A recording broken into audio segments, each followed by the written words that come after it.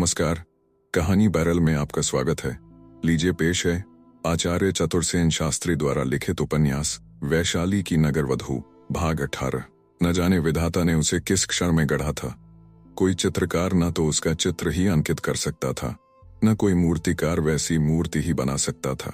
इस भुवन मोहिनी की वह छटा आगंतुक के हृदय को छेद कर पार हो गई। उसके घनश्याम कुंचित कुंतल केश उसके उज्ज्वल और स्निग्ध कंधों पर लहरा रहे थे। स्फटिक के समान चिकने मस्तक पर मोतियों का गूंथा हुआ चंद्रभूषण अपूर्व शोभा दिखा रहा था। उसकी काली और कंटीली आंखें, तोते के समान नुकीली नाक, बिंबाफल जैसे दोनों ओष्ठ और अनारदाने के समान उज्ज्वल दांत, गौर और गोल चिबुक बिना ही श्रृंगार के अनुराग और आनंद बिखेर रहे थे। मोती की कोर लगी हुई सुंदर ओढ़नी पीछे की ओर लटक रही थी और इसलिए उसका उन्मत्त कर देने वाला मुख स्पष्ट देखा जा सकता था। वह अपनी पतली कमर में एक ढीला सा बहुमूल्य रंगीन शाल लपेटे हुए थी। उसकी हंस के समान उज्ज्वल गर्दन में अंगूर के बराबर मोतियों की माला लटक रही थी तथा गोरी गोरी कलाइयों में नीलम की पहुंची पड़ी है थी। उस मकड़ी के जाले के समान महीन उज्ज्वल परिधान के नीचे सुनहरे तारों की बुनावट का एक अद्भुत घाघरा था, जो उस प्रकाश में शत सहस्र बिजलियों की भांति चमक रहा था। पैरों में छोटी छोटी लाल रंग की उपानतें थीं, जो सुनहरी फीते से कसी थीं। उस समय कक्ष में गुलाबी रंग का प्रकाश हो रहा था। उस प्रकाश में अम्बपाली का इस प्रकार मानो आवरण भेदन कर इस रूप रंग में प्रकट होना आगंतुक व्यक्ति को मूर्तिमती मदिरा का अवतरण सा प्रतीत हुआ। रूप, सौंदर्य, सौरभ और आनंद के अतिरेक से वह भाव विमोहित सा स्तब्ध निस्पंद खड़ा रहा। अम्बपाली आगे बढ़ी। उसके पीछे 16 दासियां एक ही रूप रंग की, मानो उसी की प्रतिमाएं हों, अर्घ्य पाद्य लिए आगे आईं। अम्बपाली ने आगंतुक के निकट पहुंच नीचे झुक नतजानू हो आगंतुक का अभिवादन किया। उसके चरणों में मस्तक झुकाया। दासियां भी पृथ्वी पर झुक गईं। आगंतुक महाप्रतापी मगध सम्राट बिंबसार थे। उन्होंने हाथ बढ़ाकर अम्बपाली को ऊपर उठाया। अम्बपाली ने कहा, देव पीठ पर विराजें। सम्राट ने ऊपर का परिच्छद उतार फेंका। वे रत्नपीठ पर विराजमान हुए। अम्बपाली ने नीचे धरती पर बैठकर सम्राट का अर्घ्य पाद्य, गंध, पुष्प आदि से सत्कार किया। फिर इसके बाद उसने अपनी मद भरी आंखें सम्राट पर डालकर कहा, देव इतना दुस्साहस, इतना असाध्य साधन प्रिय स्थिर न रह सका। मैं जानती थी देव, ओ तो तुम बिंबसार के मनोदौर्बल्य से अभिज्ञात हो। मैं प्रतीक्षा कर रही थी। मैंने सोचा अब नहीं तो फिर कभी नहीं। कौन जाने यह युद्ध का दानव बिंबसार को भक्षण ही कर ले, मन की मन में ही रह जाए। शांतम पापम। किंतु प्रिय तुम्हारा प्रबंध धन्य है। देव कोटि कोटि प्राणों के मूल्य से अधिक मेरे लिए आपका जीवन था, किंतु शत्रुपुरी में आपका आना अच्छा नहीं हुआ। वाह कैसा आनंदवर्धक है प्रिय प्राण सखे। आज ही इस क्षण बिंबसार के प्राणों में यौवन दर्शन हुआ है। इस आनंद के लिए तो कोई भी पुरुष 100 बार प्राण दे सकता है। मैं कृतार्थ हुई देव। इतना कह अम्बपाली ने सुवासित मद्य का पात्र भरकर सम्राट के आगे किया। सम्राट ने पात्र में अम्बपाली का हाथ पकड़ उसे खींचकर बगल में बैठा लिया और कहा, इसे मधुमय कर दो प्रिय। और उन्होंने वह पात्र अम्बपाली के अछूते होठों से लगा दिया। इसके बाद वे गटागट उसे पी गए। संकेत पाते ही दासियों ने क्षण में गायन वाद्य का आयोजन जुटा दिया। कक्ष सुवासित मदिरा की सुगंध और सुरंग में सुरभित सुरंजित हो संगीत लहरी में डूब गया। और उस गंभीर रात्रि में जब वैशाली में युद्ध की महती विभीषिका रक्त की नदी बहा रही थी, मगध के प्रतापी सम्राट सुरा सौंदर्य के दांव पर शत्रुपुरी में अपने प्राण और अपने साम्राज्य को लगा रहे थे। मागध सैन्य अत्यंत क्षतिग्रस्त हो उस रात के अभियान से लौटी। सम्राट और सेनापति आर्य उदय उसके साथ नहीं थे। यह अत्यंत भयानक बात थी। वे दोनों शत्रु के बंदी हुए या युद्ध में मारे गए, इसका कोई सूत्र नहीं प्राप्त हुआ। केवल एक सैनिक ने सेनापति उदय को बंदी होते देखा था, परंतु सम्राट के संबंध में कोई भी कुछ नहीं बता सका। सोमप्रभ ने सुना तो हतबुद्धि हो गए। उन्होंने जल्दी एक लेख लिखकर आर्यभद्रिक के पास दक्षिण केंद्र पर भेज दिया और स्वयं दौड़े हुए तटस्थ केंद्र पर आ पहुंचे। सेना की दुर्दशा देखकर उनकी आंखों में आंसू आ गए। सब विवरण सुनकर उन्होंने तत्काल ही अपना कर्तव्य स्थिर किया। प्रथम उन्होंने यह कठोर आज्ञा प्रचारित की कि सम्राट का लोप होने का समाचार स्कंधावार में न फैलने पाए। सेनापति उदय के बंदी होने का समाचार भी गुप्त रखा गया। आहतों की जो व्यवस्था हो सकती थी उन्होंने फुर्ती से कर डाली। इसी समय आर्यभद्रिक भी आ पहुंचे। सोम ने कहा, आर्य सेनापति, बड़े ही दुर्भाग्य की बात है, क्या सम्राट हत हुए? ऐसी कोई सूचना नहीं है। और उदाई, उन्हें बंदी होते देखा गया है। सम्राट के साथ कौन था? आर्य गोपाल थे, वे भी नहीं लौटे हैं। उन्हें जीवित या मृत किसी ने देखा नहीं। यह संदिग्ध है भद्र। सम्राट के अन्वेषण के लिए अभी चर भेजने होंगे। वह सब संभव व्यवस्था मैंने कर दी है, पर आपके संदेह से मैं सहमत हूं। भंते सेनापति, कैसे सम्राट और गोपाल दोनों एक बार ही लोप हो गए? किसी भी सैनिक ने उन्हें देखा? किसी ने भी नहीं, तो उन्होंने युद्ध में भाग नहीं लिया। इतना कहकर आर्यभद्रिक गहन चिंता में पड़ गए। सोमप्रभ महासेनापति का मुंह ताकने लगे। उन्होंने कहा, क्या कोई गूढ़ रहस्य है भंते सेनापति? यह है तो अति भयानक भद्र। नौसेना की कैसी हालत है? वह अब युद्ध करने योग्य नहीं रही। नौकाएं सब छिन्न भिन्न हो चुकी। नौकाओं पर किसी योजना से प्रहार हुआ है। किंतु सोमभद्र, तुमने कैसे इस अभियान की सहमति दी? सम्राट नहीं माने भंते सेनापति। उन्होंने बहुत हट की, तो उन्हें जाने क्यों दिया? इसके लिए वे अड़ गए। उन्होंने इस अभियान की योजना स्वयं बनाई थी, नेतृत्व भी स्वयं किया था। आर्य उदाई को सहमत होना पड़ा और मुझे भी स्वीकृति देनी पड़ी, परंतु ऐसी दुर्घटना की तो संभावना न थी। यदि सम्राट हत हुए तो भंते सेनापति अति दुर्भाग्य का विषय होगा। भद्र सोम, यदि सम्राट हत हुए तो जम्बूद्वीप की अपार क्षति होगी। पूर्व का साम्राज्य भंग हो जाएगा। यदि बंदी हुए पर किसी ने देखा तो नहीं, इसी में एक गूढ़ संकेत मुझे मिलता है भद्र। हमें गुरुतर कार्य करना होगा। मैं प्राणांत उद्योग करूंगा भंते सेनापति। आश्वस्त हुआ भद्र। अब हमें मागध सैन्य को स्वतंत्र भागों में विभक्त करना होगा। एक भाग तो तुम लेकर वैशाली को निर्दयता पूर्वक रौंद डालो, दूसरे भाग को लेकर लिच्छवी महासैन्य पर घोर संकट उपस्थित करूंगा। उसका वैशाली से संबंध विच्छेद करना होगा। मैं एक भी लिच्छवी भट्ट को जीवित नहीं लौटने दूंगा, और मैं एक भी प्रासाद, एक भी अट्टालिका वैशाली में खड़ी नहीं रहने दूंगा। मैं सबको भस्म का ढेर बनाकर, वैशाली को खेत बनाकर उस पर गधों से हल जुतवाऊंगा। तभी सत्य प्रतिकार होगा भद्र। सम्राट मृत हो या बंदी, जम्बूद्वीप का पूर्वी द्वार भंग नहीं हो सकता। जब तक ये ब्राह्मण खड्गहस्त जीवित है, मगध साम्राज्य अजेय अखंड है। महासेनापति भद्रिक का अंग प्रत्यंग क्रोध से कांप उठा। उनके नेत्रों से एक तीव्र ज्वाला सी निकलने लगी। उन्होंने उसी समय सब सेनापतियों, नायक, उपनायकों को बुलाकर एक अत्यंत गोपनीय युद्ध मंत्रणा की। सम्राट का लोप होना यत्न से गुप्त रखा गया। सेनापति उदाई आहत हुए हैं, यह प्रचारित किया गया। पाटलिग्राम के पूर्वीय भाग पर मागध सैन्य का अधिकार था और पश्चिमीय भाग पर लिच्छवियों का। दोनों ओर से रह रहकर बाढ़ वर्षा हो रही थी। ग्राम के बहुत से घर आग से जल और ढह गए थे। ग्रामवासी बहुत से भाग गए थे। जो रह गए थे वे अपने अपने घरों के खंडहरों में छिपे थे। गली कूचों में मृत नागरिकों और सैनिकों की लोथें सड़ रही थीं। कूड़ा, करकट और सड़ी अधजली लोथों को सुअर, गृध्र और दूसरे वन्य पशुओं ने खोद खोद कर बिखेर दिया था। दुर्गंध से नाक नहीं दी जाती थी। ग्राम में कोई व्यक्ति नहीं दिख रहा था। अभी एक आक्रमण हो चुका था। मागधों ने वज्जी सैन्य को मार भगाया था। एक मागध सेनानायक ने अश्वारूढ़ हो एक सैनिक टुकड़ी के साथ ग्राम के मध्य भाग में खड़े हो ऊंचे स्वर से ढोल पीट पीट कर घोषणा की, इस पाटलिग्राम पर मगध सम्राट का अधिकार है। जो कोई लिच्छवी गण को बलि देगा उसे सूली होगी। जो कोई लिच्छवी जन को आश्रय देगा उसका शिरच्छेद होगा। ग्राम व्यासियों, अपने अपने घरों से निकल आओ। तुम्हें मगध सम्राट अभय दान करते हैं। घोषणा सुनकर एक दो कुत्ते भूख उठे, परंतु कोई नर नारी नहीं आए। नायक ने फिर ढोल पीटकर घोषणा की। तब एक वृद्ध ने फूटे हुए खंडहर की ओर से सिर निकालकर देखा। वह कांपता बाहर आया। आकर हाथ जोड़कर बोला, भंते सेनापति, मैं मगध प्रतिजन हूं। मुझे अभय दो, मैं सम्राट को बलि दूंगा। तो भणे तुझे अभय, किंतु ग्राम में और कौन है? जीवित मनुष्य कोई नहीं, सब मृतक हैं। सब शेष कहाँ गए? भाग गए।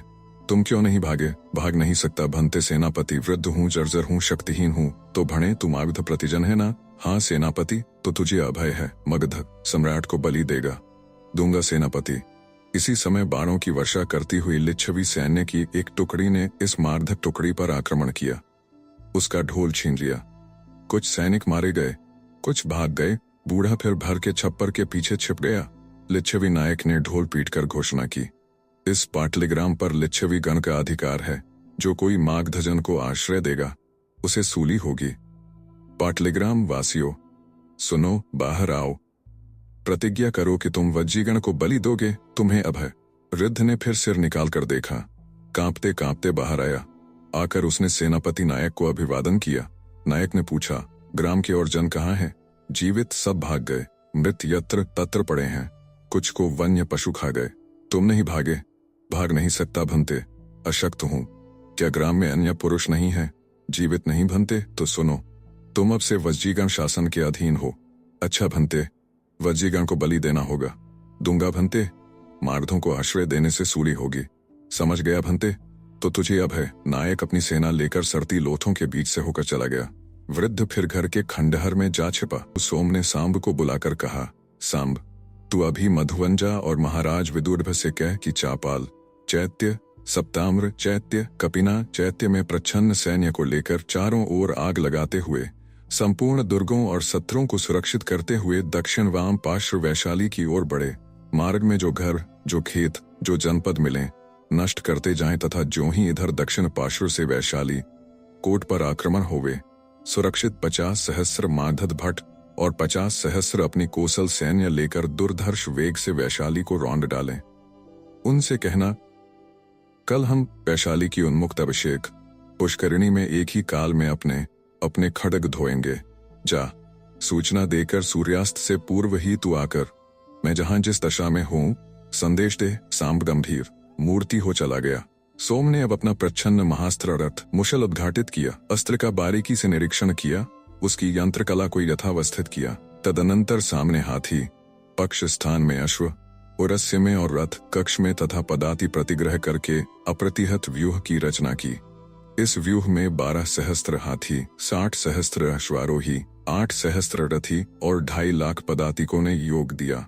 रथ मुशल महास्त्र को व्यूह के उरस्य में स्थापित गोपित कर सोमप्रभ ने संपूर्ण सेना की गति की ओर, जो जहां है वहीं 4 मुहूर्त विश्राम करने का आदेश दिया। इसके बाद पाटलिग्राम तीर्थ पर आकर उन्होंने तीर्थ का निरीक्षण किया। पादिकों, सेनापतियों और नायकों को पृथक पृथक आदेश दिए। संकेत शब्दों, पताका संकेतों द्वारा व्यूह में अवस्थित सेना को अवसर पड़ने पर विभक्त करने, बिखरी सेना को एकत्र करने, चलती सेना को रोकने, खरी सेना को चलाने, आक्रमण करती सेना को लौटाने में, यथावसर आक्रमण करने में जिन जिन संकेत प्रकारों की आवश्यकता समझी सबको सुव्याख्यात किया। इसके अनंतर कुछ आवश्यक लेख लिखकर उन्होंने आर्यभद्रिक के पास भेज दिए और फिर विश्राम किया। 3 दंड रात्रि व्यतीत होने पर सोम ने वैशाली अभियान किया। संकेत पाकर कोसलराज विदुर्भ ने दूसरी ओर से चंद्रकार सैन्य बिखेरकर वैशाली को घेर लिया। प्रभात होने से प्रथम ही घनघोर युद्ध होने लगा। इस मोर्चे पर काप्य गांधार और उनके भटों ने विकट पराक्रम प्रकट किया, परंतु सोमप्रभ लिच्छवी और गांधारों का व्यूह तोड़ गंगा पार उतर आए। उन्होंने रथ मुशल महास्त्र से अपना संहार कार्य प्रारंभ कर दिया। यह एक लोह निर्मित विराटकाय, बिना योद्धा और बिना सारथी का रथ था। इस पर किसी भी शस्त्र का कोई प्रभाव नहीं होता था। यह रथ लिच्छवी सैन्य में घुसकर रथ, हाथी, अश्व, पदाति, घर हर में सभी का महाविध्वंस करने लगा। जो कोई इस लोह यंत्र की चपेट में आ जाता उसी की चटनी हो जाती। भारतीय युद्ध में सर्वप्रथम इस महास्त्र का प्रयोग किया गया था, जिसका निर्माण आचार्य काश्यप ने अपनी अद्भुत प्रतिभा से किया था। इसका रहस्य अति गोपनीय था। मरे हुए हाथियों, घोड़ों और सैनिकों के अंबार लग गए। ढहे हुए घरों की धूल गर्द से आकाश पट गया। यह लोहेंत्र केले के पत्ते की भांति घरों, प्राचीरों की भित्तियों को चीरता हुआ पार निकल जाता था। इस महाविध्वंसक विनाशक महास्त्र के भय से प्रकंपित विमूढ़ लिच्छवी भट्ट सेनापति सब कोई निरुपाय रह गए। शत सहस्त्र भट्ट भी मिलकर इस निर्द्वंद महास्त्र की गति नहीं रोक सके। इस लोहास्त्र का संबल प्राप्त कर अजय मागधी सेना विशाल लिच्छवी सैन्य को चीरती हुई चली गई। अब उसकी मार वैशाली की प्राचीरों पर होने लगी। सहस्त्र भट्ट धनुषों पर अग्नि बाण चढ़ाकर नगर पर फेंकने लगे। महास्त्र ने झील, तालाब और नदी के बांधों को तोड़ डाला। सारे ही नगर में जल प्रलय मच गई। आग और जल के बीच वैशाली महाजनपद ध्वंस होने लगा। लिच्छवी भट्ट प्राणों का मोह छोड़ युद्ध करते करते कटकर मरने लगे। सोमप्रभ निर्दय निर्भय दैत्य की भांति महानरसंहार करता आगे बढ़ने लगा। मागध सैन्य ने अब बेहद मात्रा में योगाग्नि और योगधूम का प्रयोग किया।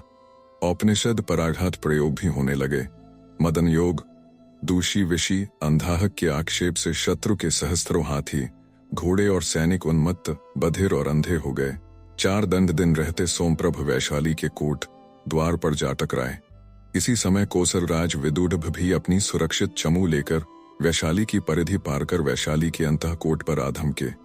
उनके सहस्त्रों भट सीढ़ियां और कमंद लगाकर प्राचीरों, दुर्गों और कंगूरों पर चढ़ गए। वैशाली का पतन सन्निकट देख महासेनापति सुमन ने स्त्रियों, बालकों तथा राजपुत्रों को सुरक्षित ठौर पर भेज दिया। इस समय संपूर्ण वैशाली धाएं जल रही थी और उसके कोट द्वार के विशाल फाटकों पर निरंतर प्रहार हो रहे थे। सेनापति सोमप्रभ हाथ में ऊंचा खड्ग लिए मागध जनों के उत्साह की वृद्धि कर रहे थे। शत्रुमित्र सभी को यह दिख गया था कि वैशाली का अब किसी भी क्षण पतन सुनिश्चित है। इसी समय रक्तप्लुत खड्ग हाथ में लिए हुए गोपाल भट्ट ने सोमप्रभ के निकट आकर कहा, भंते सेनापति, सम्राट का एक आदेश है। सम्राट का समाचार सुनकर सोमप्रभ वेग से चिल्ला उठे, सम्राट की जय। उन्होंने कूदकर गोपाल भट्ट के निकट आकर कहा, सम्राट जीवित हैं? भंते सेनापति। कहाँ? देवी अम्बपाली के आवास में। सोमप्रभ के हृदय की जैसे गति रुक गई। उसने थूक निगलकर सूखते कंठ से कहा, क्या कहा? कहा देवी अम्बपाली के आवास में। भंते सेनापति, क्या सम्राट बंदी नहीं हुए? नहीं भंते, वे स्वेच्छा से देवी अम्बपाली के आवास में गए हैं। आप कहते हैं आर्य स्वेच्छा से? हाँ भंते सेनापति। सोम ने दांतों से होंठ काटे, फिर स्थिर मुद्रा से कहा, सम्राट का क्या संदेश है भंते? सम्राट का आदेश है कि देवी अम्बपाली के आवास की रक्षा की जाए। आवास पर लिच्छवी सैन्य ने आक्रमण किया है। किस लिए आर्य? सम्राट को बंदी करने के लिए। सोमप्रभ ने अवज्ञा से मुस्कुराकर कहा, इसी से भंते। फिर उन्होंने उधर से मुंह फेर लिया, बगल से तूर्य लेकर एक ऊंचे स्थल पर चढ़कर वेग से तूर्य फूंका। तूर्य की वह ध्वनि दूर तक फैल गई। इसके बाद उन्होंने अपना श्वेत उष्णीष खड्ग की नोक में लगाकर हवा में ऊंचा किया। इसके बाद फिर 3 बार तूर्य फूंका। आश्चर्यजनक प्रभाव हुआ। मागध सैन्य में जो जहां था वहीं स्तब्ध खड़ा रह गया। शत्रु मित्र आश्चर्यचकित रह गए। युद्ध बंद हो गया। सोमप्रभ ने तत्काल सैन्य को पीछे लौटने का आदेश दिया। कराहते हुए घायलों और जलते हुए हम्यों के बीच मागध सैन्य चुपचाप लौट चली। सबसे आगे अश्व पर सवार मागध सेनापति सोमप्रभ खड्ग की नोक पर अपने उष्णीष की धवल ध्वजा फहराता अवनत वदन जा रहा था। मागध स्कंधवार पर श्वेत पताका चढ़ा दी गई। वैशाली को सांस लेने का अवसर मिला। जिस समय मागध सेनापति ने दुर्धर्ष वेग से वैशाली पर रथ मूषल अभियान किया था, उसी समय दक्षिण मोर्चे पर लिच्छवी सेनापति ने मगध महासेनापति आर्यभद्रिक को 3 ओर से घेर लिया था। लिच्छवियों के पास भी एक अद्भुत महास्त्र था। इसका नाम महाशिलाकंटक था। इस यंत्र में कंकड़, पत्थर, घास, फूस, काठ, कूड़ा, जो कुछ तुच्छ से तुच्छ साधन मिले, उन्हीं को वह बड़े वेग से शत्रु पर फेंकता था और वह फेंका हुआ पदार्थ महाशिला की भांति शत्रु पर आघात करता था। मागध महासेनापति आर्यभद्रिक ने अपने व्यूह में हाथियों को पक्ष में और अश्वारोहियों को कक्ष में रख उरस्य में रथियों की स्थापना करके कठिन पारिपतन व्यूह की रचना की थी। ज्यों ही पूर्वीय सीमा भूमि में सोमप्रभ ने युद्ध छेड़ा, त्यों ही लिच्छवी सेनापति सिंह ने महाशिलाकंटक विनाश यंत्र को लेकर मकर व्यूह रच मागध सैन्य पर आक्रमण किया। महाशिलाकंटक विनाशयंत्र की प्रलयनकारी मार के सम्मुख मागध सैन्य का शीघ्र ही व्यूह भंग हो गया। महासेनापति सुरक्षित सैन्य को ले व्यूह के पक्ष में स्थित सैन्य संचालन कर रहे थे। विनाशयंत्र से उनके पक्षस्थ हाथी जब पटापट मरने लगे और शेष विकल हो अपनी ही सैन्य को रौंदते हुए पीछे भाग चले, तब आर्यभद्रिक के लिए सैन्य को व्यवस्था में रखना दुस्सह हो गया। अंततः उन्होंने धनुर्धर रथियों को चौमुखा युद्ध करने का आदेश दिया और स्वयं रक्षित सैन्य को ले 50 धनुष के अंतर पर पीछे हट भागी हुई अव्यवस्थित सेना का पुनर्संगठन करने लगे। साथ ही आसन्न संकट की संभावना से उन्होंने सहायक सैन्य भेजने के लिए सोमप्रभ को संदेश भेज दिया, परंतु लिच्छवी सेनापति सिंह ने चारों ओर से मागध सैन्य पर ऐसा अवरोध डाला कि मध्याह्न होते होते आर्यभद्रिक का अपने स्कंधवार और प्रधान सैन्य से संपूर्ण संबंध विच्छेद हो गया और वे चारों ओर से लिच्छवी, कोल और कासियों की सेना से घिर गए। अब उन्होंने आक्रमण को रोकने तथा अपनी व्यवस्था बनाए रखने के लिए और हटना ठीक समझा, परंतु इसका प्रभाव उल्टा पड़ा। मागध सैन्य हतोत्साह हो गई। इसी समय सिंह प्रबल वेग से अपने और गांधारों के चुने हुए सम्मिलित 40 सहस्र कवचधारी अश्वारोही ले तथा अगल बगल रथियों को साथ लिए सुई की भांति मागध सैन्य को चीरते हुए उसके बीच में घुस गए और मागध सेना का सारा संगठन नष्ट कर फिर पक्ष भाग में अवस्थित हुए। इस समय सूर्य अपराह्न की पीली तिरछी किरणें उन पर फेंक रहा था। उस गिरते हुए सूर्य की पीली धूप इस महान सेना नायक के चांदी के समान चमकते हुए श्मश्रुओं में से गहरी चिंता और भीति की रेखाएं व्यक्त कर रही थी। सेनापति को क्षण क्षण सोमप्रभ से सहायता पाने की आशा थी। सेनापति के निकट ही सोम के स्थापित धानवन वन्य पार्वत दुर्गों में कौशलपति के 50 सहस्त्र भट्ट छिपे हुए थे, परंतु उनमें से एक भी आर्यभद्रिक की सहायतार्थ नहीं आया। जब एक पहर दिन शेष रह गया तो आर्यभद्रिक सर्वथा निराश हो गए। इसी समय उन्हें सेनापति सोमप्रभ के युद्ध बंद कर देने का समाचार मिला। आर्यभद्रिक मर्मांतक वेदना से तड़प उठे और वे 5 धनुष पीछे हटकर खंड युद्ध करने लगे। सेनापति सिंह ने समझा अब जय निश्चित है। वे अपने नायकों को निरंतर अंत तक युद्ध जारी रखने का आदेश दे स्कंधावार को लौट आए। अभी 2 दंड दिन शेष था। सम्राट बिंबसार अलस भाव से शैया पर पड़े थे। उनके शरीर पर कौशेय और हल्का उत्तरीय था। उनके केश गुच्छ कंधों पर फैले थे। अधिक आसव पीने तथा रात्रि जागरण के कारण उनके बड़े बड़े नेत्र गुलाबी आभा धारण किए अधखिले नूतन कमल की शोभा धारण कर रहे थे। द्वार पर बहुत से मनुष्यों का कोलाहल हो रहा था, परंतु सम्राट को उसकी चिंता न थी। वे सोच रहे थे देवी अम्बपाली का देवदुर्लभ सानिध्य, सुख, जिसके सम्मुख राज, वैभव, साम्राज्य और अपने जीवन को भी वे भूल गए थे। परंतु द्वार पर कोलाहल के साथ शस्त्रों की झंझनाहट तथा अश्वों और हाथियों की चीत्कार भी बढ़ती गई। सुरा स्वप्न की कल्पना में यह कटु कोलाहल सम्राट को विघ्न रूप प्रतीत था। उन्होंने आगे झुककर निकट आसंदी पर रखे स्फटिक कृपयक की ओर हाथ बढ़ाया। दूसरे हाथ में पन्ने का हरित पात्र ले उसमें समूचा पात्र उंडेल दिया, परंतु उसमें एक बूंद भी मद्य नहीं था। पात्र को एक और विरक्ति से फेंक कर उन्होंने एक बार पूरी आंख उघाड़कर कक्ष में देखा। वहां कोई भी व्यक्ति न था। सम्राट ने हाथ बढ़ाकर चांदी के घंटे पर जोर से आघात किया, परंतु उन्हें यह देखकर बड़ा आश्चर्य हुआ कि मदलेखा के स्थान पर स्वयं देवी अम्बपाली दौड़ी चली आ रही हैं। उनके मुंह पर रक्त की बूंद भी नहीं है और उनकी आंखें भय से फट रही हैं तथा वस्त्र अस्त व्यस्त हैं। हुआ क्या देवी अम्बपाली? सम्राट ने संयत होने की चेष्टा करते हुए पूछा। आवास पर आक्रमण हो रहा है देव। किस लिए? आपको पकड़ने के लिए। क्या मैंने लिच्छवी सेनापति, गणपति और राज प्रमुख जनों को बंदी करने की आज्ञा नहीं दी थी? दी थी देव, तो वे बंदी हुए। नहीं देव, वे आपको बंदी करना चाहते हैं। हूं कहकर सम्राट बिंबसार उठ बैठे। उनका गौर शरीर एक बार कंपित हुआ, होंठ संपुटित हुए। उन्होंने जिज्ञासा भरी दृष्टि से अम्बपाली की ओर देखकर हंसते हुए कहा, फिर इतना अधैर्य क्यों प्रिय, जब तक ये मागध सम्राट का खड्ग है?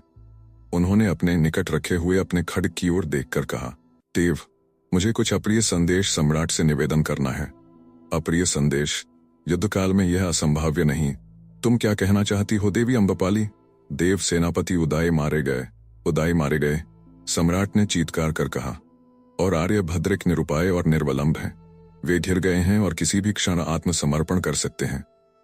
अरे, तब तो आयुष्मान सोमप्रभ और मेरे हाथियों ही पर आशा की जा सकती। भद्र सोमप्रभ ने युद्ध बंद कर दिया। देव, युद्ध बंद कर दिया? किसकी आज्ञा से? अपनी आज्ञा से देव, अम्बपाली ने मरते हुए प्राणी के से टूटते स्वर में कहा। सम्राट का संपूर्ण अंग थर थर कांपने लगा। मस्तक का संपूर्ण रक्त नेत्रों में उतर आया। उन्होंने खूंटी पर लटकता अपना मणि खचित विकराल खड्ग फुर्ती से उठा लिया और उच्च स्वर से कहा, यह मगध सम्राट श्रेणिक बिंबसार का सागर स्नात कूत खड्ग है। मैं इसी की शपथ खाकर कहता हूं कि अभी उस अधम वंचक सोमप्रभ का शिरच्छेद करूंगा। उन्होंने वेग से 3 बार विजय घंट पर प्रहार किया। सिंहनाद ने नतमस्तक कक्ष में प्रवेश किया। सम्राट ने अकंपित कंठ से कहा, सिंहनाद, मुझे गुप्त मार्ग दिखा। मैं अभी मागध स्कंधावार में जाऊंगा। देवी अम्बपाली, भय न करो। मैं अभी एक मुहूर्त में उस कृतघ्न विद्रोही को मारकर तुम्हारे महालय का उद्धार करता हूं। सिंहनाद ने साहस करके कहा। किंतु देव, एक शब्द भी नहीं। भणे, मार्ग दिखा। अम्बपाली पीपल के पत्ते की भांति कांपने लगी। उन्होंने अर्थपूर्ण दृष्टि से एक ओर देखा। सिंहनाद ने गुप्त गर्भद्वार का उद्घाटन करके कहा, इधर से देव। सम्राट उसी उत्तरीय को अंग पर भली भांति लपेट उसी प्रकार काकपक्ष को मुकुटहीन खुले मस्तक पर हवा में लहराते हुए गर्भ मार्ग में घुस गए। पीछे पीछे सिंहनाद ने भी सम्राट का अनुसरण किया। जाते उसने देवी अम्बपाली से होठों ही में कहा, देवी, आज इस क्षण सम्राट या सोमप्रभ दोनों में से एक की मृत्यु अनिवार्य है। अब केवल आप ही से रोकने में समर्थ हैं। समय रहते साहस कीजिए। वह गर्भ मार्ग में उतर गया। अपने पीछे पैरों की आहट पाकर सम्राट ने कहा, कौन है? सिंहनाद, देव, तब ठीक है, तेरे पास शस्त्र है? हैं, महाराज, इस मार्ग से परिचित है। हाँ महाराज, तब आगे चल। जैसी आज्ञा देव। सिंहनाद चुपचाप आगे आगे और सम्राट उसके पीछे चल दिए। कुछ चलने पर सिंहनाद ने कहा, बस महाराज, अब गंगा है, मैं पहले देख लूं, नाव है या नहीं, हमें उस पार चलना होगा। इस पार भी तो हमारी सेना है। सब लौट गई देव, थोड़े हाथी हैं, वे भी लौट रहे हैं। सम्राट ने कसकर होंठ दबाए। सिंहनाद अंधेरे में लोप हो गया। घड़ी देर बाद गड्ढे में से उसने सिर निकालकर कहा, इधर महाराज। सम्राट भी चुपचाप गड्ढे में कूद पड़े। एक सघन किनारे पर छोटी नाव बंधी थी। दोनों उस पर बैठ गए। सिंहनाद ने नाव खेना प्रारंभ किया। मागध स्कंधावार में बड़ी अव्यवस्था थी। सैनिक स्थान स्थान पर अनियम और अक्रम से खड़े भीड़ कर रहे थे। आग जल रही थी। खाट पर हाथियों, अश्वों और शकटों की भारी भीड़ भरी थी। सम्राट विकराल नग्न खड्ग हाथ में लिए नंगे बदन नंगे सिर बढ़े चले गए। पीछे पीछे सिंहनाद पागल की भांति जा रहा था। क्षण भर में क्या होगा नहीं कहा जा सकता था। भीड़ धाड़ और व्यवस्था में बहुतों ने सम्राट की ओर देखा भी नहीं। जिन्होंने देखा उनमें से बहुतों ने उन्हें पहचाना नहीं। जिसने पहचाना वह सहम कर पीछे हट गया। सम्राट भारी भारी डग भरते सेनापति सोमप्रभ के मंडप के सम्मुख जा खड़े हुए।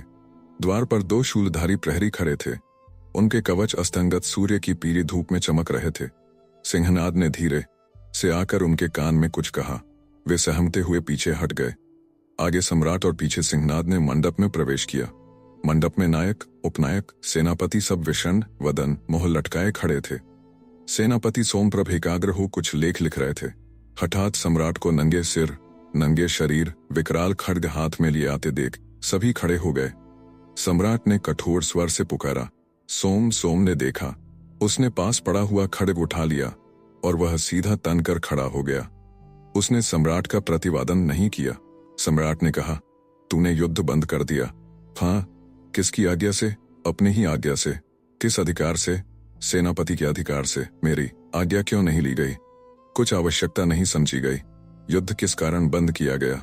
इस कारण कि युद्ध का उद्देश्य दूषित था। कौन सा उद्देश्य? एक स्त्रैण कापुरुष कर्तव्यच्युत सम्राट ने अपनी पदमर्यादा और दायित्व का उल्लंघन कर एक सार्वजनिक स्त्री को पट्टराज महिषी बनाने के उद्देश्य से युद्ध छेड़ा था। और तेरा क्या कर्तव्य था रे भाकुटिक? मैंने तक्षशिला के विश्व विश्रुत विद्या केंद्र में राजनीति और रणनीति की शिक्षा पाई है।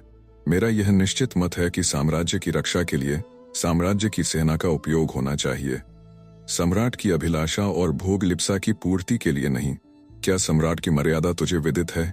यथावत और साम्राज्य की निष्ठा भी? वह क्या मुझसे भी अधिक है? निस्संदेह। तो मैं घोषणा करता हूँ, देवी अम्बपाली को मैं पट्टराज महिषी के पद पर अभिषिक्त करके राजगृह के राजमहालय में ले जाऊंगा। इसके लिए यदि एक लिच्छवी के रक्त से भी वज्जी भूमि को आरक्त करना होगा तो मैं करूंगा। वैशाली को भूमिसात करना होगा तो मैं करूंगा। मैं अविलंब युद्ध प्रारंभ करने की आज्ञा देता हूँ। मैं अमान्य करता हूँ, इस कार्य के लिए रक्त की एक बूंद भी नहीं गिराई जाएगी और देवी अम्बपाली मगध के राजमहालय में पट्टराज महिषी के पद पर अभिषिक्त होकर नहीं जा सकती। जाए तो या तो सम्राट नहीं या मैं नहीं। सम्राट ने हंकार भरी और खड्ग ऊंचा किया। सोम ने कहा, भंते, नायक, उपनायक, सेनापति सब सुने, यह कामुक, स्त्रैण और कर्तव्यच्युत सम्राट और साम्राज्य के एक कर्मनिष्ठ सेवक के बीच का युद्ध है। सब कोई तटस्थ होकर यह युद्ध देखें। सम्राट ने कहा, यह एक जारज, अज्ञात कुलशील, कृतज्ञ सेवक के अक्षम्य विद्रोह का दंड है रे। दूसरे ही क्षण दोनों महान योद्धा हिंसक युद्ध में रत हो गए। खड्ग पर परस्पर टकराकर घात प्रतिघात करने लगे। क्षण क्षण पर दोनों के प्राणनाश की आशंका होने लगी। दोनों ही घातक प्रहार कर रहे थे तथा दोनों ही अप्रतिम योद्धा थे। युद्ध का वेग बढ़ता ही गया। अवसर पाकर सम्राट ने एक भरपूर हाथ सोमप्रभ के सिर को ताक कर चलाया, परंतु सोम फुर्ती से घूम गए। इससे खड्ग उनके कंधों को छूता हुआ हवा में घूम गया। इसी क्षण सोम ने महावेग से खड्ग का एक जानलेवा हाथ सम्राट पर मारा। सम्राट ने उसे उछलकर खड्ग पर लिया। आघात पड़ते ही खड्ग झन्न से 2 टूक होकर भूमि पर जा गिरा। और उस आक्रमण के वेग को न संभाल सकने से सम्राट फिसलकर गिर पड़े। गिरे हुए सम्राट के वक्ष पर अपना चरण रख सोमप्रभ ने उनके कंठ पर खड्ग रख कर कहा, श्रेनिक बिंबसार, अब इस असिधार से तुम्हारे कंठ पर तुम्हारा मृत्यु पत्र लिखने का क्षण आ गया। वीर की भांति मृत्यु का वरण करो। तुम भयभीत तो नहीं? सम्राट ने वीर दर्प से कहा, नहीं। इसी समय एक चीत्कार सुनाई दी। सोम ने पीछे फिर कर देखा। दैवी अम्बपाली धूल और कीचड़ में भरी, अस्त व्यस्त वस्त्र, बिखरे बाल, दोनों हाथ फैलाए चली आ रही थीं। उन्होंने वहीं से चिल्लाकर कहा, सोम, प्रियदर्शी सोम, सम्राट को प्राणदान दो। मैं प्रतिज्ञा करती हूं कि मैं मगधर राज महालय में नहीं जाऊंगी, न मगध की पट्टराज महिषी का पद धारण करूंगी। सोम ने अपना चरण सम्राट के वक्ष पर से नहीं हटाया, न उनके कंठ से खड्ग। उन्होंने मुंह मोड़कर अम्बपाली को देखा। अम्बपाली दौड़कर सोमप्रभ के चरणों में लौट गईं। उनकी अश्रुधारा से सोम के पैर भीग गए। वह कह रही थी, उनका प्राण मतलब सोम, मैं उन्हें प्यार करती हूं, परंतु मैं कभी भी राजगृह नहीं जाऊंगी। मैं कभी इनका दर्शन नहीं करूंगी, स्मरण भी नहीं करूंगी। मैं हतभाग्य अपने हृदय को विदीर्ण कर डालूंगी। उनके प्राण छोड़ दो प्रियदर्शन सोम, उन्हें छोड़ दो। वे निरीह, शून्य और प्रेम के देवता हैं। वे महान सम्राट हैं। उन्हें प्राण दान दो, मेरे प्राण ले लो। प्रियदर्शन सोम, ये प्राण तो तुम्हारे ही बचाए हुए हैं, ये तुम्हारे हैं, इन्हें ले लो।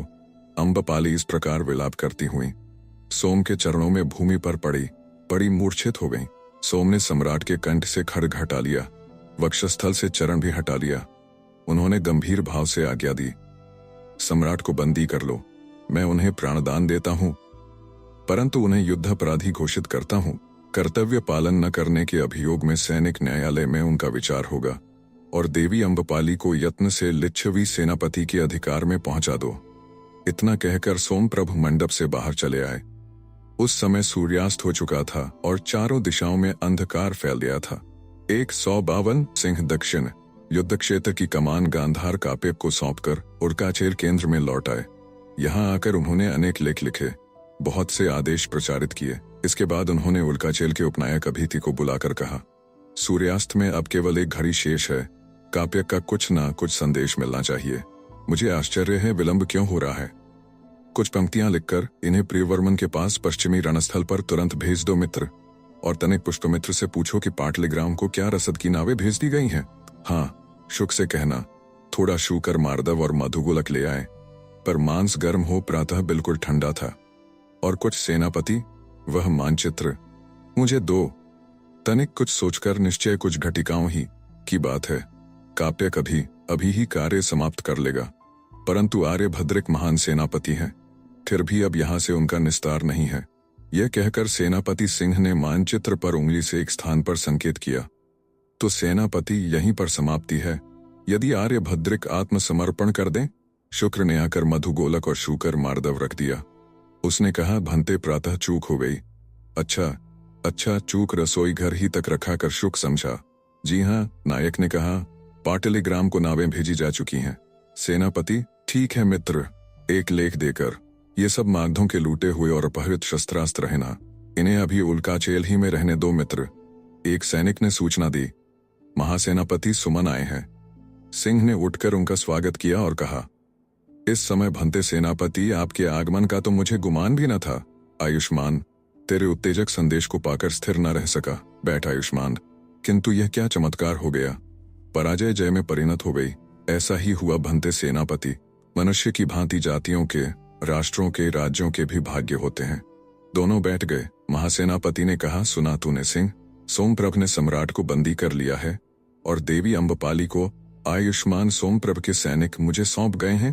देवी अम्बपाली क्या मार्धों की बंदी हो गई थी? नहीं आयुष्मान, वे सम्राट की प्राण दीक्षा मांगने मार्ध स्कंधावार में गई थी। क्या देवी अम्बपाली ने कुछ कहा? नहीं सिंह, वे तो तभी से मूर्छित हैं। मैंने उन्हें आचार्य अग्निवेश के सेवा शिविर में भेज दिया है। वे उनकी शुश्रूषा कर रहे हैं। उनके जीवन नाश की तो संभावना नहीं है भंते। ऐसा तो नहीं प्रतीत होता, परंतु सिंह, तूने आयुष्मान सोमप्रभ की निष्ठा और महत्ता देखी भंते। सेनापति सोमप्रभ अभिवंदनीय है, अभिनंदनीय है। अरे आयुष्मान, यह सब कुछ अकल्पित अद्भुत कृत्य हो गया है। इतिहास के पृष्ठों पर यह अमर रहेगा। काप्यक ने 2 घड़ी पूर्व संदेश भेजा था कि महासेनापति आर्यभद्रिक सब ओर से घिर गए हैं। केवल एक दुर्ग पर उन्हें कुछ आशा थी, परंतु सेनापति सोमप्रभ के संपूर्ण मार्गधर सैन्य को युद्ध से विरत विघटित कर देने से वे निरुपाय हो गए। फिर भी उन्होंने सोमप्रभ का अनुशासन नहीं माना। कल रात भर और आज अभी तक भी खंड युद्ध करते ही जा रहे हैं। अब तो समाप्त ही समझो आयुष्मान। मैं काप्यक के दूसरे संदेश की प्रतीक्षा कर रहा हूँ। संभव है और रात भर युद्ध रहे, पर भद्रिक को अधिक आशा नहीं करनी चाहिए। इसी समय चर ने एक पत्र देकर कहा, बनते सेनापति, काप्यक का यह पत्र है। सिंह ने मोहर तोड़कर पत्र पढ़ा, फिर शांत स्वर में कहा, बनते सेनापति, आर्य भद्रिक ने आत्मसमर्पण कर दिया है। वे आ रहे हैं। भद्रिक बड़े तेजस्वी सेनापति हैं आयुष्मान। हमें उनके प्रति उदार और सहृदय होना चाहिए। निश्चय ये अस्थायी संधि के नियम है। अब इससे अधिक हम कुछ नहीं कर सकते। सेनापति सुमन ने नियम पढ़े और लेख लौटाते हुए कहा, ठीक है आयुष्मान, तू स्वयं बुद्धिमान है, परंतु क्या आप भद्रिक का स्वागत करेंगे भंते सेनापति? नहीं नहीं, यह तेरा अधिकार है आयुष्मान। मैं आशा करता हूँ तू उदार और व्यवहार कुशल है। और भी कहीं युद्ध हो रहा है? नहीं भंते सेनापति। ठीक है, मैं अब चला आयुष्मान। क्या इसी समय भंते सेनापति? हाँ आयुष्मान। सेनापति सुमन अश्व पर आरूढ़ होकर चल दिए। एक बड़ी नाव घाट पर आकर लगी। कुछ व्यक्ति उसमें से उतरकर स्कंधावार में आए। नायक ने भीतर आकर कहा, काप्यक आर्य भद्रिक को ला रहे हैं भंते सेनापति। आर्य भद्रिक को ससम्मान ले आओ। भद्र मगध विजय हो गया। बहुत बड़ा कार्य संपूर्ण हुआ। सिंह ने खड़े आगे आगे भद्रिक चंड और पीछे काप्यक गांधार ने नग्न खड्ग लिए मंडप में प्रवेश किया। सिंह ने आगे बढ़कर खड्ग उष्णीश से लगाकर उच्च स्वर से कहा, महामहिम मागधद महासेनापति आर्य भद्रिक को लिच्छवी सेनापति सिंह ससंभ्रम अभिवादन निवेदन करता है। भद्रिक शांत भाव से आकर खड़े हो गए। कष्ट और सहिष्णुता की रेखाएं उनके मुखमंडल पर थीं, परंतु नेत्रों में वीरत्व और अभय की चमक थी। उन्होंने स्थिर कंठ से कहा, आयुष्मान सिंह, मैं तुम्हें मगध विजय पर साधुवाद देता हूँ। तुम्हारी शालीनता की श्लाघा करता हूँ। अनुग्रहित हुआ। आर्य ने आज मुझे गर्वित होने का अवसर दिया है, परंतु भद्र, मैंने वश भर ऐसा नहीं किया। मैं पराजित होकर बंदी हुआ हूँ। अब मैं जानना चाहता हूँ कि अस्थायी संधि के नियम वे यह हैं। आर्य, मैं समझता हूँ आपको आपत्ति न होगी। सिंह ने तालपत्र का लेख सेनापति के सम्मुख उपस्थित किया। उस पर एक दृष्टि डालकर सेनापति ने कहा, तुम उदार हो आयुष्मान, किंतु मैं क्या एक अनुरोध कर सकता हूँ? मैं शक्ति भर उसे पूर्ण करूंगा। आर्य, महामात्य वर्षकार की अब हमें अत्यंत आवश्यकता है। बिना उनके परामर्श के संधि वार्ता संपन्न न हो सकेगी। ठीक है आर्य, मगध सेना के बंदी सैनिकों को उनके शस्त्रों और अश्वों सहित लौट जाने दिया जाए। ऐसा ही होगा आर्य। धन्यवाद आयुष्मान, मुझे तुम्हारे नियम स्वीकार हैं। ये मेरा खड्ग है। उन्होंने खड्ग कमर से खोलकर सिंह के सम्मुख किया। नहीं नहीं नहीं, वह उपयुक्त स्थान पर है आर्य। मैं विनती करता हूँ उसे वहीं रहने दीजिए। भद्रिक ने खड्ग कमर में बांध हाथ उठाकर सिंह को आशीर्वाद दिया और 2 कदम पीछे हटकर चले गए। पीछे पीछे काप्यक गांधार भी नग्न खड्ग हाथ में लिए। सिंह ने जल्दी से उसी समय कुछ आदेश तालपत्र पर लिख और दूत को दे वैशाली भेज दिया। पाटलिग्राम पहुंचकर सेनापति सिंह ने वहां का निरीक्षण किया। बस्ती के अधिकांश घर सूने पड़े थे। बहुत से आग से जलकर ढह गए थे। बड़ी बड़ी अट्टालिकाओं के ध्वंस ही रह गए थे। राजमार्ग कूड़ा करकट और गंदगी से भरे थे। खेत उजाड़ और सूखे पड़े थे। गंगा कूल पर जहां घाट था वहां बड़ा भारी गड़ा हो गया था। वह दल से भरा था। उसमें बहुत से हाथी पूरे धंस गए थे। बहुत मर चुके थे। बहुत निरुपाय अपनी सूंडें हिला रहे थे। मागधों ने अपने घायलों का कुछ भी प्रबंध नहीं किया था। मागध स्कंधावार सर्वथा नष्ट भ्रष्ट हो गया था। मागधों से छीने गए शस्त्रास्त्रों तथा सामग्री से भरी नावें अंधाधुंध उल्काचेल की ओर जा रही थीं। काप्यक गांधार ने 2 दिन में बहुत व्यवस्था कर ली थी। सिंह के पे पहुंचने पर उसने कहा, अम्बपाली से कोई वस्तु नहीं छीनी गई है, न नागरिकों को कोई असुविधा हुई है। सिंह ने आहतों से भरे युद्ध क्षेत्र का निरीक्षण किया। धूप और गर्मी से उनके घाव सड़ गए थे और उनकी बड़ी दुर्दशा हो रही थी। उन्होंने काप्यक गांधार से कहा, मित्र, घायल मागधों की भी हमें सेवा करनी चाहिए। उन्होंने तुरंत ताड़ पत्र पर एक आदेश आचार्य अग्निवेश के नाम वेग से चलने वाली नाव पर उल्काचेल भेज दिया। उसमें कुछ वद्य और औपचारिक तथा शुश्रूषा सामग्री की मांग की गई थी। चर को भेजकर सिंह ने कहा, मित्र काप्यक, कुछ खाली घरों को स्वच्छ करके आहत भट्टों को वहां ले जाओ। तब तक आचार्य अग्निवेश अपना सेवादल भेज देंगे। लिच्छवी सेनापति के करुण व्यवहार और अभयदान से आशान्वित हो बहुत से ग्रामवासी जो वन में जा छिपे थे पीछे लौट आए। उनमें से जो उपस्थित हो सके उन ग्राम जेठकों को बुलाकर सिंह ने एक घोषणा द्वारा उन्हें अभय किया और मारधद आहतों की सेवा में सहयोग मांगा। जेठकों ने प्रसन्नता से सहयोग दिया। सब व्यवस्था कर सिंह ने काप्य गांधार को उल्काचैल का भार सौंपकर कहा, मित्र, वहां झुंड के झुंड बंदी आ रहे हैं। उन्हें छोटी छोटी टुकड़ियों में बांटकर देश के भीतरी भागों में भेजते जाओ और अपनी सैन्य को व्यवस्थित रूप में पीछे हटाओ तथा यहाँ की सब सूचनाएं अब तुम ही देखो। मैं संधि उद्वाहिका में जाऊंगा, मेरा आश्रम मंगा दो। इतना कहकर सिंह ने बैठकर कुछ आदेश लिखे और उन्हें काप्यक को दिया। फिर उसे आलिंगन कर वैशाली के राजपथ पर अश्व छोड़ दिया। आज वैशाली के संथागार में फिर उत्तेजना फैली थी। महासमर्थ मारधत सैन्य चमत्कारिक रूप से पराजित हुई थी। लिच्छवियों के मोह यद्यपि उदास थे और हृदय उत्साह रहित तथा वह उमंग और तेज उनमें न था, फिर भी आज की इस कार्रवाई में एक प्रकार की उत्तेजना का यथेष्ट आभास था। 36 संघ राज्यों के राज प्रमुख, अष्टकुल के संपूर्ण राज प्रतिनिधि इस विराम संधि उद्वाहिका में योग दे रहे थे। गणपति सुनंद और लिच्छवी महाबलाधिकृत सुमन अति गंभीर थे। प्रमुख सेनानायक भी सब उपस्थित थे। जब सेनापति सिंह ने संथागार में प्रवेश किया तब चारों ओर से हर्षनाद उठ खड़ा हुआ। महाबलाधिकृत सुमन ने सिंह का अभिनंदन करते हुए उद्वाहिका का प्रारंभ किया। उन्होंने कहा, भंतेगण, आज हमें सौभाग्य ने विजय दी है। अब शत्रु संधि चाहता है। आज का विचारणीय विषय यह है कि किन नियमों पर संधि की जाए। मल्लकोल राजप्रमुख ने उद्ग्र होकर कहा, संधि नहीं भंते सेनापति, हम मगध साम्राज्य को समाप्त किया चाहते हैं। वह सदैव का हमारे गण संघों के मार्ग का शूल है। हमारा प्रस्ताव है कि सुअवसर से लाभ उठाया जाए और मुख्य मगध, अंग दक्षिण, अंग उत्तर सबको वज्जी संघ शासन में मिला लिया जाए अथवा वहां हमें एक स्वतंत्र गण शासन स्थापित कर देना चाहिए। किंतु आयुष्मान मगध और अंग में वज्जियों के अष्टकुल नहीं है, न वहां केवल मल्ल, कोली और काशी हैं। हम उन पर उसी प्रकार शासन कर सकते हैं जैसे वज्जी में लिच्छवियों पर करते हैं। गणपति सुनंद ने कहा, बंतेगण सुने, आयुष्मान मगध में एक स्वतंत्र गणतंत्र स्थापित करना चाहता है। गण शासन का मूल मंत्र गण स्वातंत्र्य है। यह शासन नहीं, व्यवस्था है जिसका दायित्व प्रत्येक सदस्य पर है। वास्तविक अर्थों में गणतंत्र में राजा भी नहीं है, प्रजा भी नहीं है। गण का समूढ़ स्वामी गण है और गण परिषद उसका प्रतिनिधि। हमारे अष्टकुल के वज्जीगण में दास भी हैं, लिच्छवी भी हैं, आगंतुक भी हैं। यद्यपि इन सब के लिए हमारा शासन उदार है, फिर भी इन अलिच्छवी जनों के पास हमारे शासन निर्णय पर प्रभाव डालने का कोई साधन नहीं है। वे केवल अनुशासित हैं। यह हमारे वज्जी गणतंत्र में एक दोष है जिसे हम दूर नहीं कर सकते। न उन्हें लिच्छवी ही बना सकते हैं। उनमें कोट्याधिपति सेट्री हैं जिनका वाणिज्य सुदूर यवद्वीप, स्वर्णद्वीप और पश्चिम में ताम्रपर्णी, मिस्र और तुर्क तक फैला है। हमारे गण की यह राजलक्ष्मी है। इसी प्रकार कर्मांत शिल्पी और ग्राम जेठक हैं। क्या हम उनके बिना रह सकते हैं?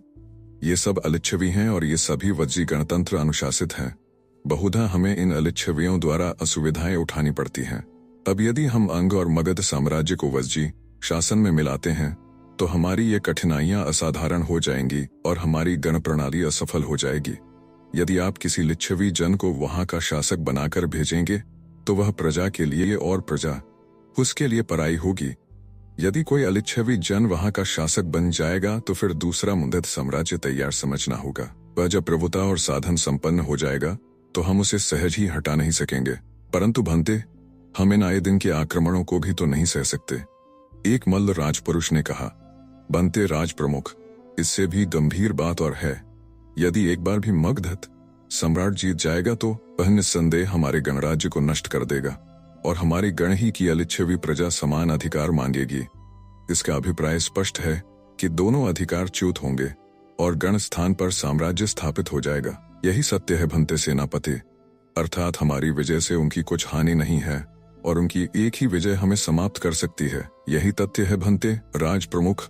तब तो फिर इस पाप की जड़ को उन्मूलित करना ही आवश्यक है। किंतु कैसे? हमें कम से कम एक लिच्छवी को बिंबसार अंग मगध का अधिपति बनाना होगा, जो इस श्रेणिक बिंबसार से अधिक भयंकर होगा। उससे गण लड़ भी तो न सकेगा। क्यों ना अंग मगध को उनकी स्वतंत्रता फिर दे दी जाए। ये कठिन नहीं है, पर प्रजा इसे स्वीकार कैसे करेगी? उसका दायित्व किस पर होगा? क्या आप समझते हैं मागधगण और आंगण स्थापित होना सहज है? क्या हानि है? पश्चिम में भी तो बहुत गण हैं। क्यों ना हम प्राची में गण संख्या बढ़ाएं? इससे कभी कभी युद्ध भले ही हो, पर उससे गण नाश का भय नहीं रहेगा। परंतु आयुष्मान यह संभव नहीं है। हम अंग मगध की प्रजा को स्वतंत्रता नहीं दे सकते। अंगराज और मगधराज की स्थापना तो सहज है, पर अंग गण और मागध गण की नहीं। क्यों भंते गणपति? इसलिए आयुष्मान कि इसके लिए एक रक्त और एक श्रेणी चाहिए, जहां एकता का भाव हो। मगध में अब ऐसा नहीं है। यद्यपि पहले मागध एक रक्त थे, परंतु अब वह इतने दिन साम्राज्यवादी रहकर राष्ट्र बन गया है। अब मागध एक जाति नहीं रही।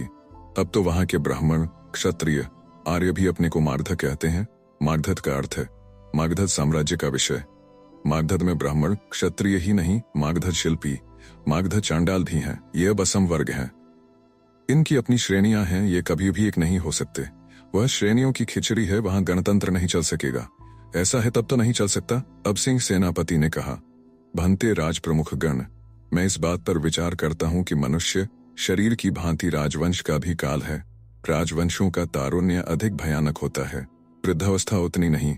3-4 ही पीढ़ियों में राजवंश का तारुण्य जाता रहता है, फिर उसका वार्धक्य आता है, तब कोई नया राजवंश तारुण्य लेकर आता है। बनते शिशुनाग राजवंश का भी यह वार्धक्य है। यदि इसे हम समाप्त कर देते हैं तो इसका अभिप्राय यह है कि कोई तरुण राजवंश अपनी संपूर्ण सामर्थ्य लेकर हमारे सामने आएगा। भंतेगण, हमें भेड़िए की मांद छोड़कर सिंह की मांद में नहीं धंसना चाहिए। फिर भी एक बात है भंते, मागध राज्य को परास्त करना और उसे उन्मूलन करना एक सहज बात नहीं है। फिर भी हम परास्त कर चुके, हमारी प्रतिष्ठा बच गई, परंतु इसमें हमारी संपूर्ण सामर्थ्य व्यय हो गई है। इस युद्ध में 10 दिनों में हमारे गण ने 11 लाख प्राणों की आहुति दी है। धन, जन और सामर्थ्य के इस क्षय की पूर्ति हमारा गण आधी शताब्दी तक भी कर सकेगा या नहीं, यह नहीं कहा जा सकता। हमारी सेनाएं राजगृह के आधे दूर तक के राजमार्ग और गंगा तट पर फैली हुई हैं। हमने मगध सेना का संपूर्ण आयोजन अधिकृत कर लिया है, परंतु भंतेगण, गंगा तट से आगे मागधों के प्रबल और अजेय मोर्चे और सैनिक दुर्ग हैं। राजधानी राजगृह भी अत्यंत सुरक्षित है। नालंद अंबालष्टिका की 2 योजन की भूमि पर शत्रु की बहुत भारी सैनिक तैयारी अभी भी अक्षुण्ण है। इन सबको विजय करने के लिए हमें और 11 लाख प्राणों की आहुति देनी होगी। क्या गण इसके लिए तैयार है? फिर और एक बात है, वह क्या? हमें राजगृह का दुर्गम दुर्ग भी जय करना होगा। बिना ऐसा किए मगध का पतन नहीं हो सकता। परंतु भंतेगण, आप भली भांति जानते हैं, राजगृह का दुर्ग संपूर्ण जम्बूद्वीप में दुर्भेद्य है। उसके सैनिक महत्व को मैं जानता हूं, यह उसका मानचित्र उपस्थित है। यदि गंगा तट की राजगृह की भूमि जय करने में हमें महीनों लगेंगे, तो राजगृह को जय करने में वर्षों लगेंगे। यह भूतपूर्व नैसर्गिक दुर्ग व्यवहार विपुल, पांडव आदि दुर्गम पर्वत श्रृंखलाओं से आवेष्टित और सुरक्षित है। इन पहाड़ों के ऊपर बहुत मोटी शिलाओं के प्राकार विशाल पत्थरों की चुनी हुई प्राचीर इस छोर से उस छोर तक मीलों दूर फैली हुई है। केवल दक्षिण ओर एक संकरी गली है, जिसमें होकर दुर्ग में जाया जा सकता है। इन प्राचीरों में सुरक्षित बैठकर एक धनुर्धर 100 लिच्छवियों को अनायास ही मार सकता है। इस गिरी दुर्ग में सुमागध सरोवर है, जिसके कारण दुर्ग घेरने पर भी वर्षों तक अन्न जल की कमी बेमिसार को नहीं रहेगी। फिर 5 पर्वतों पर खींची दैत्याकार प्राचीरों को भंग करने का कोई साधन हमारे पास नहीं है। बनते, इस परिस्थिति में हम यदि आगे युद्ध में बढ़ते हैं तो हमारी अपार जनहानि होगी। इतने जन अब हमारे अष्टकुल में नहीं है, न हमारे 36 गणराज्यों में है। यदि 3 पीढ़ियों तक अष्टकुल गणराज्य की प्रत्येक स्त्री 20-20 पुत्र उत्पन्न करे तो हो सकता है।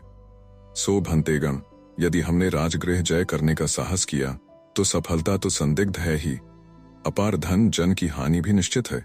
गणपति सुनंद ने कहा, भंतेगण, आपने आयुष्मान सिंह का अभिप्राय सुना। हम अपनी स्थिति सुदृढ़ रखना पहले चाहेंगे, इसलिए अब प्रश्न है कि शत्रु से संधि की जाए या नहीं। ऐसी दशा में संधि सर्वोत्तम है, विशेषकर जबकि शत्रु अपने हाथ में है तथा संधि के नियम भी हमारे ही रहेंगे। सबने एकमत होकर कहा, तो संधि में 3 बातों पर विचार करना है। एक यह कि शत्रु का सैनिक बल इतना दुर्बल कर दिया जाए कि वह चिरकाल तक हमारे विरुद्ध शस्त्र न उठा सके। सदा के लिए क्यों नहीं? राज प्रमुख ने कहा। यह देवताओं के लिए भी शक्य नहीं है। आयुष्मान, दूसरे शत्रु यथेष्ट युद्ध क्षति दे, तीसरे सुदूर पूर्वी तट हमारे वाणिज्य के लिए उन्मुक्त रहे। छंद लेने पर प्रस्ताव सर्वसम्मति से स्वीकार हुआ। संधि की सब शर्तों पर विचार करने, हस्ताक्षर करने तथा शत्रु से आवश्यक मामले तय करने का अधिकार सिंह को दिया गया। यथा समय संधि हो गई। वज्जी भूमि में इसके लिए सर्वत्र गण नक्षत्र मनाया गया। वैशाली के खंडहर ध्वजाओं से सजाए गए। भग्न द्वारों पर जलपूरित मंगल कलश रखे गए। रात को टूटी और सूनी अटारियों में दीप मालिका हुई। वैशाली के इस दिग्ध समारोह में भाग नहीं लिया अम्बपाली ने। उनका प्रसाद सजाया नहीं गया, उस पर तोरण पताकाएं नहीं फहराई गईं और दीपमालिका नहीं की गई, अपितु सप्तभूमि, प्रासाद का सिंह द्वार और समस्त प्रवेश द्वार बंद कर दिए गए। समस्त आलोक द्वीप बुझा दिए गए।